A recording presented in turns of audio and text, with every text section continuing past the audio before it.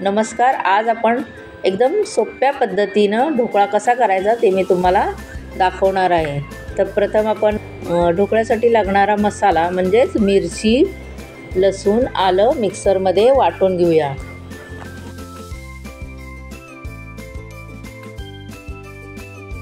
आणि एका बाजूला आपण ताटाला तेल लावून घेऊया.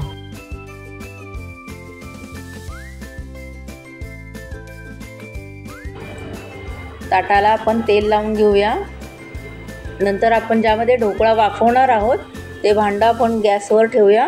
तुमच्याकडे जर स्टीमर असला तर तुम्ही स्टीमर वापरू शकता. मी हे भांडं ठेवलेलं आहे. एक भांडं घेतलेलं आहे, त्याच्यामध्ये 1 वाटी डाळीचं पीठ घेऊया. 1 वाटी डाळीचं पीठ घेतलेलं आहे. ते डाळीचं पीठ न चाळून घ्यायचं, न चाळता घ्यायचं नाही. त्यामध्ये आपण दही घालूया. दही 4 चमचे दही म्हणजे जवळजवळ अर्धा वाटी तरी दही घालायचं. 1 वाटी डाळीचं पीठ घेतले त्याला अर्धा वाटी दही घालायचं. नंतर आपण जे मिक्सरमध्ये वाटलेली मिरची आहे ती घालूया. ती चवीप्रमाणे घालायची.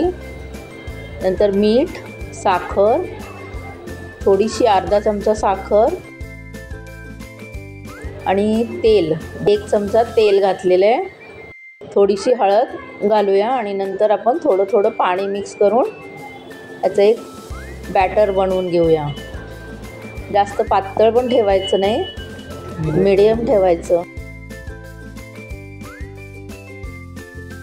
आता आपण इनो घालूया. इनो घातल्यानंतर आपण जास्त वेळ फेटायचं नाही.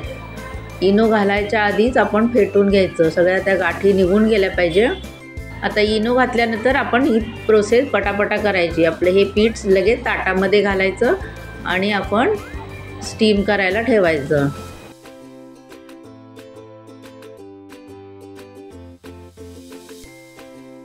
आता हे आपण स्टीम करायला ठेवूया. ढोकळा वाफवायला ठेवूया.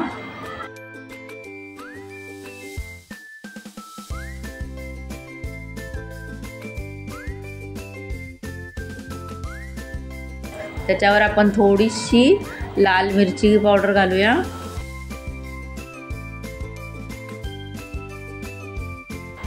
आणि झाकण ठेवूया. जवळजवळ अर्धा तास तरी आपण हे वाफवून घेऊया.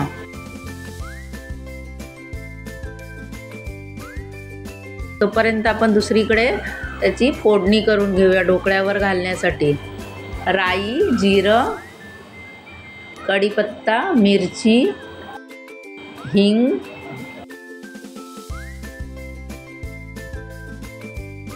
आणि 1 वाटी पाणी. हे सगळं उकळी आणायची आणि गॅस बंद करायचा. तर आपला ढोकळा आपण शिजलाय का नाही ते बघूया. 20 मिनटं तरी लागतात ढोकळा शिजण्यासाठी. आता आपण हे सुरीने चेक करूया. सुरीला बघा बॅटर लागलेलं नाही आहे, त्याचा अर्थ आपला ढोकळा पूर्णपणे शिजलेला आहे. हा करायला सोपा आहे, तर तुम्ही कोणीही हा करू शकता. आता आपण हे कापून घेऊया आणि वरून फोडणी घालूया. हे बघा किती छान झालेला आहे ढोकळा. ही वडी निघालेली आहे मस्त. हा तुम्ही असाच सुद्धा खाऊ शकता. छान लागतो, मस्त लागतो. तर त्याच्यावर आपण फोडणी घातलेली आहे. तर माझी रेसिपी तुम्हाला आवडली असल्यास लाईक करा, शेअर करा, सबस्क्राईब करा. धन्यवाद.